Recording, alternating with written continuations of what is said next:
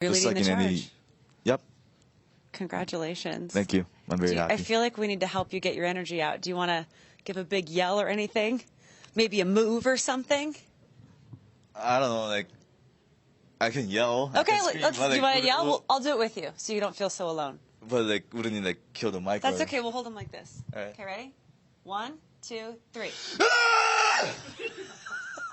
You win. Yeah. Congratulations. Great game. Thank you so much. Oh, that was actually in me. Fabulous. Absolutely fantastic. How can you not like him?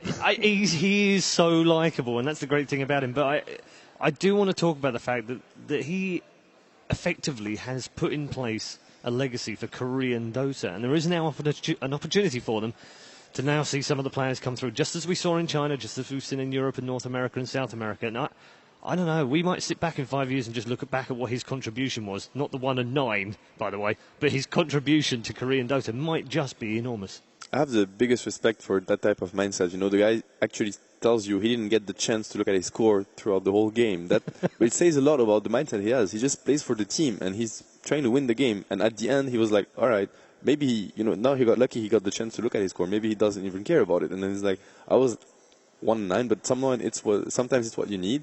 He was a spirit breaker in that game, so you need him to open the fights, and whatever happens after for him happens. But he's just doing his job. He's just trying to carry his team to victory, and that's very likable.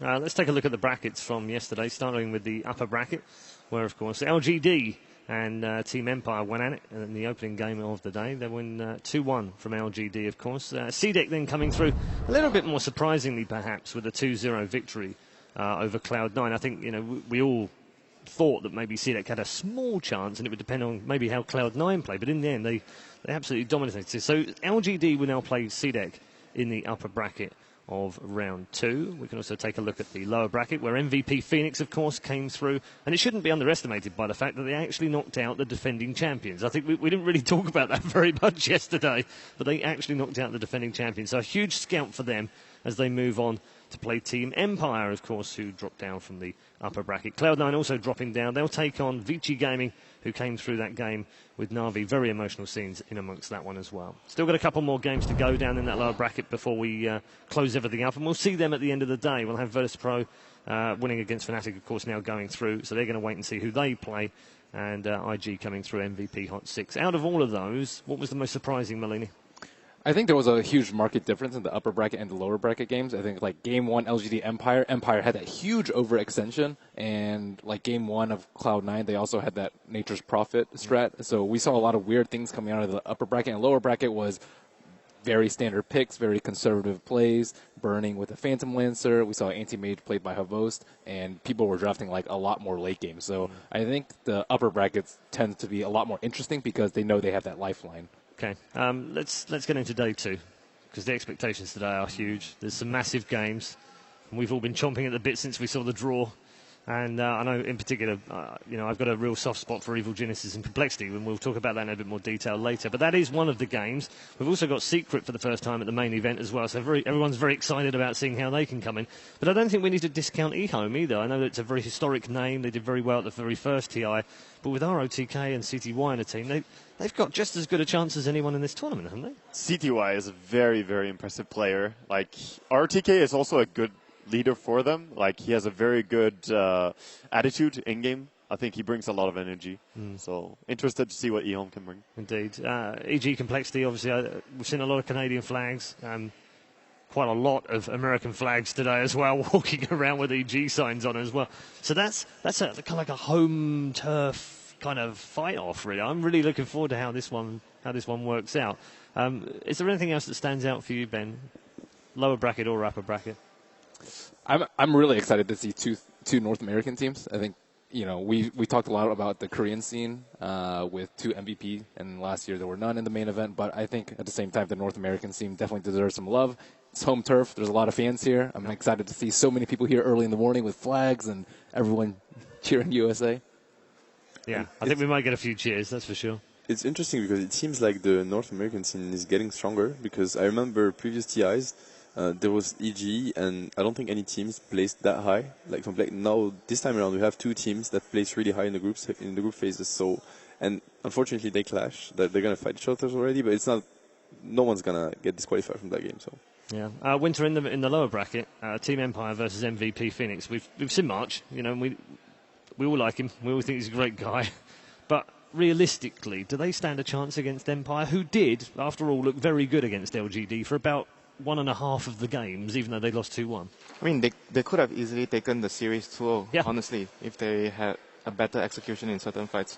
But if you talk about MVP as well, they have like this huge morale boost from the win against Newbie. So I think that will play a huge factor. The whole team will be much more confident. And you go into a game like Empire. Empire is a team that runs at you, that they try to take fights against you. They play really aggressive. So MVP as a team has to respond with their own confidence and their own play style to be able to match them. Okay.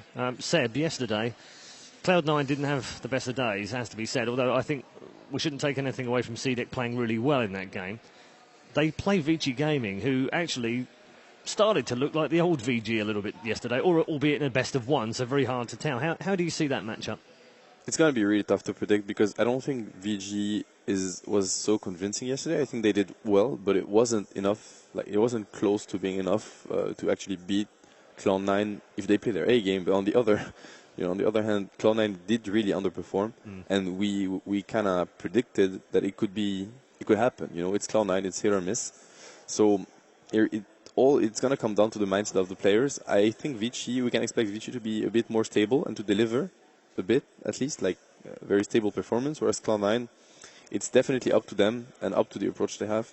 It's going to be tough to predict. I'd like to see Cloud9 bounce back. I think from what they show during the group stage, seeing them lose 2-0 and 2-0 again would be really tough. It would be a really tough winner bracket and loser bracket round. They didn't have a particularly outstanding group stage, but they weren't terrible by any. They finished. They had third, so they also had some days like they're kind of hit or miss. Like they had days where they won both their series 2-0, which is amazing. That's 6 points, And when they perform well, they can beat any team. So I think C9 versus Vici can be a close game. I think it can be very dangerous for either of them. And they beat teams with a very specific play style. And, I'm here to watch great Dota, and I want to see that play style play to the highest level. So that's why I want to see Cloud9 shine. Yeah. All right, I'm glad you've ended on that because we all want to see great Dota.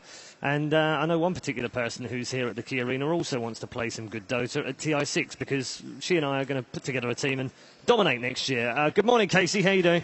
That was the dumbest thing I ever said yesterday. I'm so sorry. It's fine. We've got it. I've got some good trainers up here. They're going to help us out. I think we got this. Okay. So we'll see you next year for that. Good. We thought we would come inside and give you guys a little bit of a behind-the-scenes look at the bowl.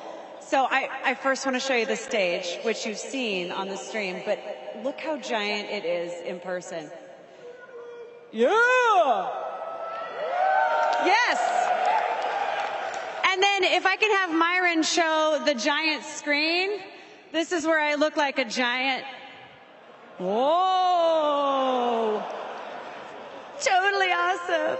So we have people filing in for the first match, obviously, and I asked this section if they were going to be excited for us. They promised they would, so let's test it out. You guys excited for Dota? All right, predictions. Predictions for the match, and look up at Myron as you say them. I think EG is going to take it. I like Complexity, and I'm not really an EG fan, but I think EG is the stronger team.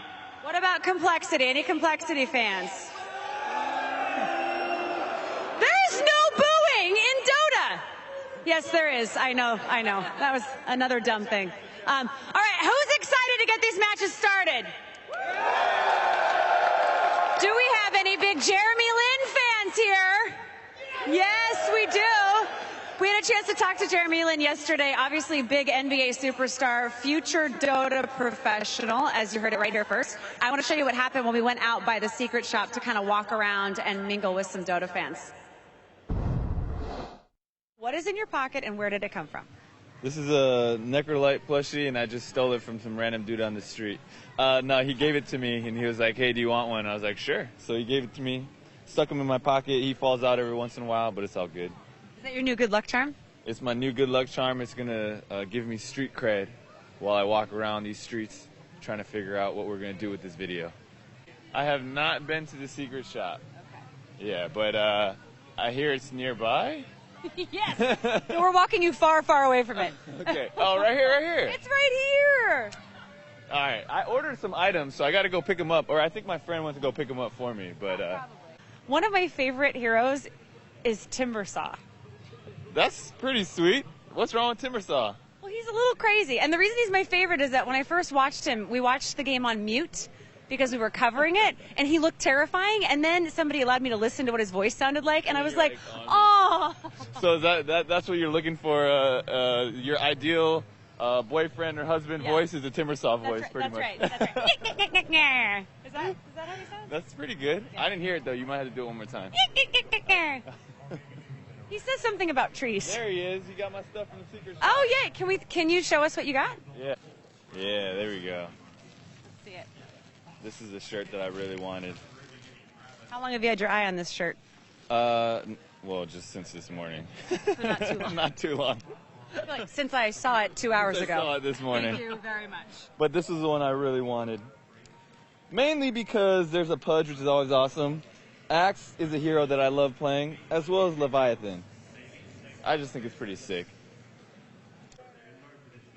Now we're talking. Those look see-through. Yeah. Wow. Aren't those see-through? This is intense. This is very intense. I will give you $100 to put those on right now. It's gonna need a lot more than $100 to put those on right now. Yeah. That is a pretty sweet shirt. I forget, actually. I got this a long time ago. You know what? You stole that from someone. They should get your shirt. But there's... How are you? We have our friend Jeremy Lin here. It's an honor, sir. Storm? You know it. Ha ha. This is pretty amazing. Thank you, sir. Can you fly? Let me try. I see a wine bottle and a gun.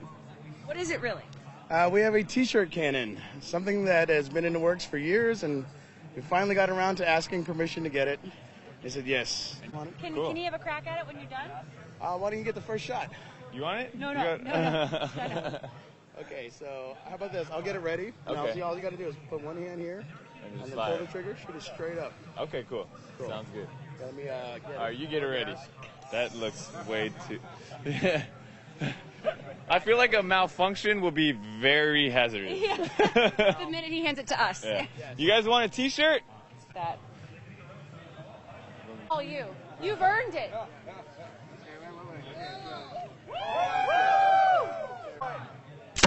Oh my God! No, that was crazy.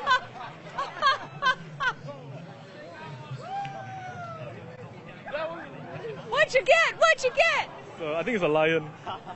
Lion toy. I think it is. You have a lion shot out of a cannon by NBA pro Jeremy Lin. I have no words. It's amazing being here. Free plushies. Just got an autograph from Jeremy Lin. Couldn't be better. What could possibly top this week for you? You know, I'm meeting my namesake Casey. My name's Casey as well, so hello. great to meet you. Nice to meet you.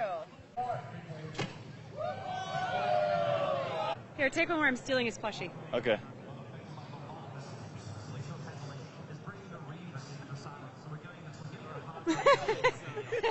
Thank you so much. It was really nice to meet you. Thanks for having fun with us.